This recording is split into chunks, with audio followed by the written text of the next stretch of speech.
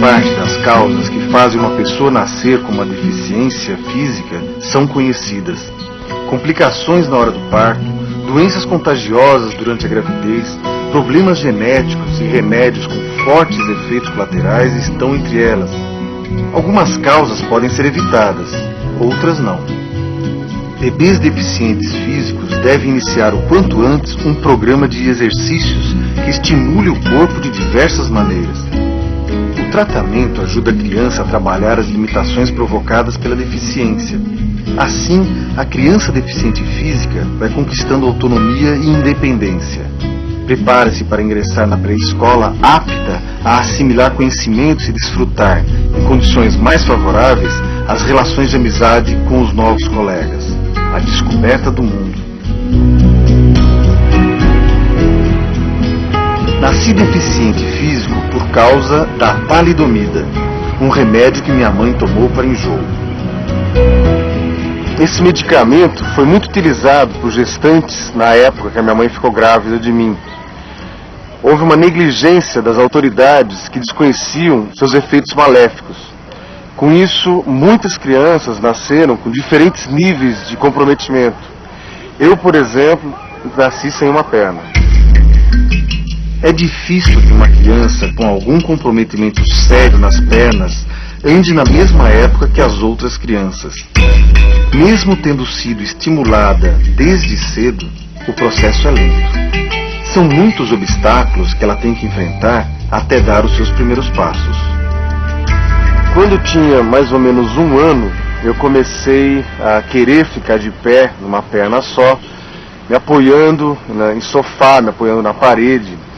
Mais ou menos quando tinha uns 2 anos e meio, 3 anos, meu pai me levou a uma ortopedia, era um italiano, que fazia uma prótese bastante primitiva, mas é o que existia na época, de alumínio, dura, que não dobrava joelho, nada disso. E eu comecei, com a orientação dele, eu comecei a andar. E aquilo foi um fato muito importante na minha vida. O ideal é que a família se envolva intensamente no processo de estimulação da criança deficiente física. E tem que ser um apoio decisivo, mesmo que a criança frequente centros de reabilitação que conte com recursos humanos capacitados e tecnologia de ponta. Tudo isso será pouco se os pais e os familiares se omitirem. Quando eu era pequeno e ia para a praia, eu ficava de calça na praia e só quando as pessoas saíam, a praia estava mais vazia, é que eu tirava a perna, tirava a calça e ia de shorts até o mar. E eu percebia que as pessoas não tinham, como ainda não tem, um grande preparo para lidar com a questão do portador de deficiência.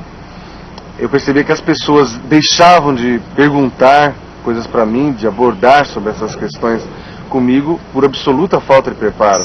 O uso de aparelhos por crianças deficientes provoca uma reação de estranhamento nas pessoas que se aproximam delas. É delicado trabalhar esse estranhamento, porque a criança deficiente fica muito sensível às reações das pessoas. Você tem as suas dificuldades, então vamos lidar com ela. E não deixar que isso derrube ela, né? Ela percebendo e não negando a deficiência dela.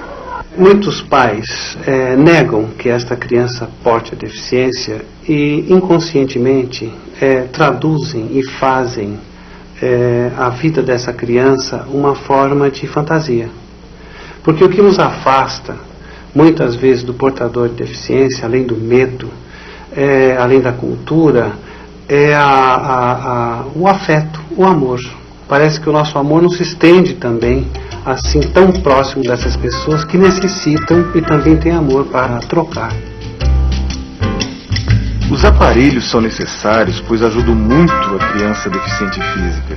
Eles podem ser sofisticados quando se dispõe de recursos para isso, ou adaptados quando a falta de recursos é substituída pela criatividade e inventividade. O primeiro aparelho da Thaís foi a goteira com 8 meses, né?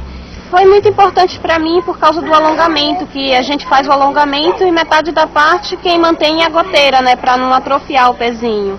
Com esse aparelho, ela já ia da sala para a cozinha, para o quarto, ela brincava com as outras crianças. O sling era um elástico, né, que amarrava no pé e torcia para dar um movimento de abertura no pé. Ela usou durante um bom tempo, uns 2, 3 anos ela usou aquilo, e a goteira também usou um bom período, ajudou bastante.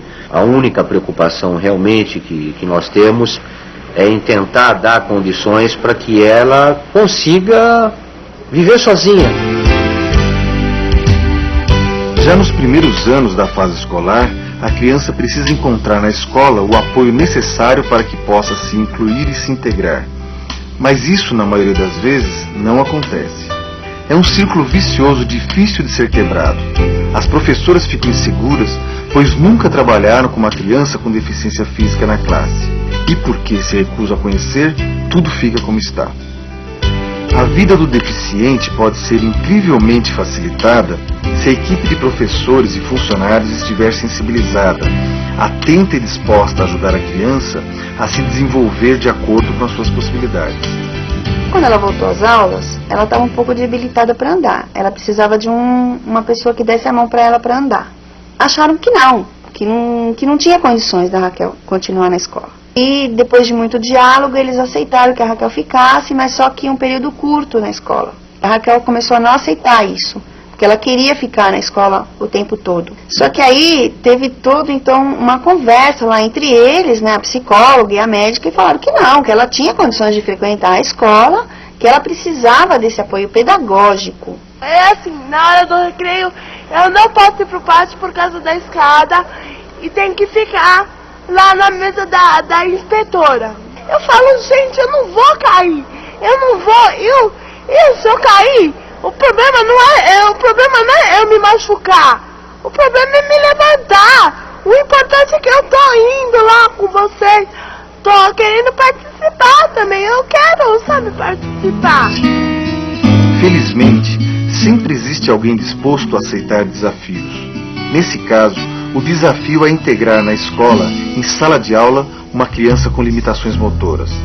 A integração, ela acontece de uma forma natural.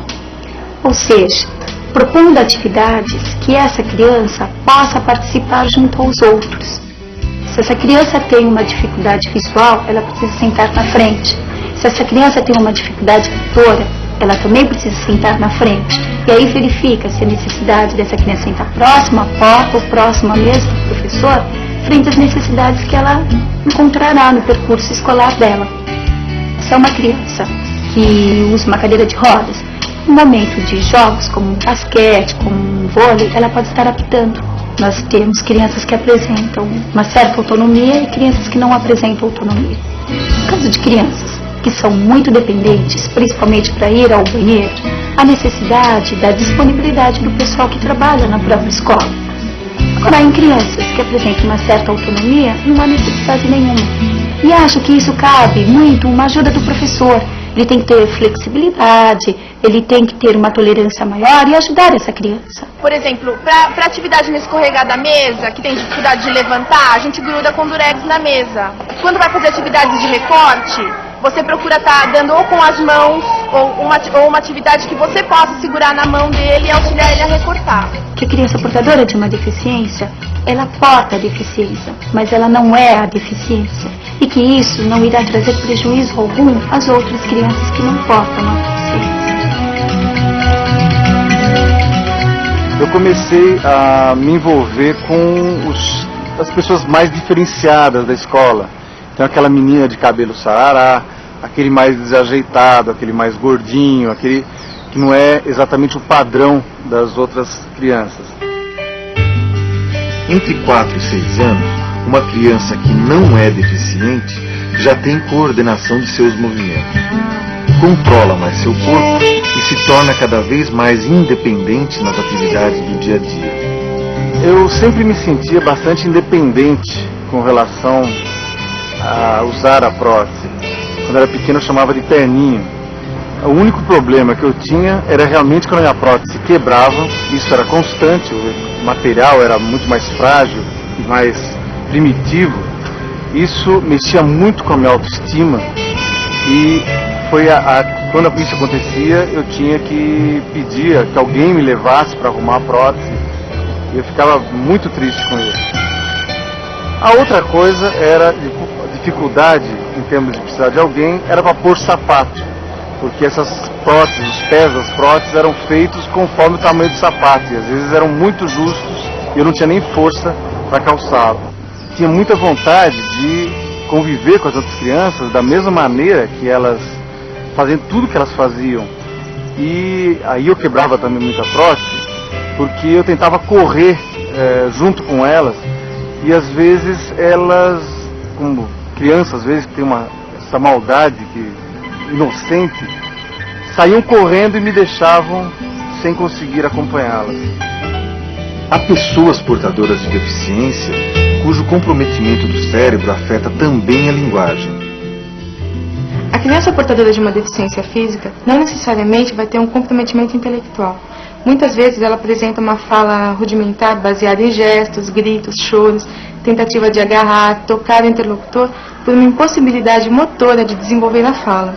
Qualquer que seja o grau de comprometimento desta criança, é necessário convívio social, principalmente escolar, onde ela não vai ter mais a proteção familiar e ela tem que desenvolver sua comunicação por ela própria, tendo cada vez mais meios de estar expressando suas emoções, ideias e seus pensamentos.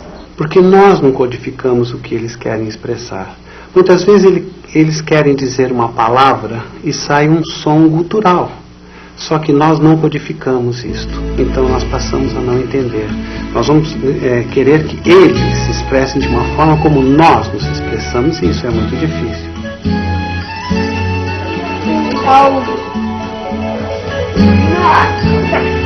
Nessa fase de infância, eu fui querendo cada vez mais conviver com meus colegas de escola e eu fui tentando cada vez mais me relacionar melhor com eles.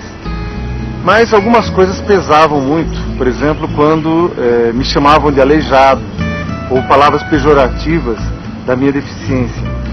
E em contrapeso a isso, eu comecei a sentir a ajuda de algumas pessoas, particularmente de uma professora, amiga da minha mãe, que insistiu comigo que eu poderia andar de bicicleta.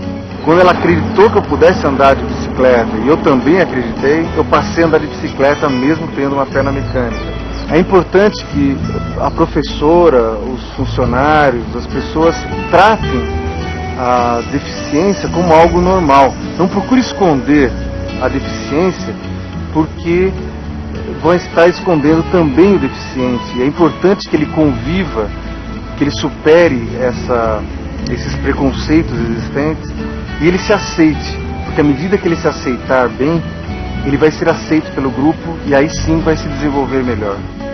Cabeça, olho, nariz.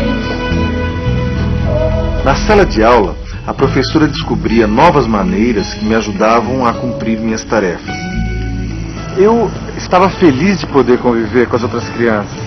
Como seria se eu tivesse me escondido em casa até hoje? Talvez eu me tornasse uma pessoa muito apática, amargurada, triste, sem iniciativa. Eu descobri que eu gostava muito que aprender e que viver. Eu gostava de conviver com essas crianças. Descobri que, para mim, a vida estava apenas começando.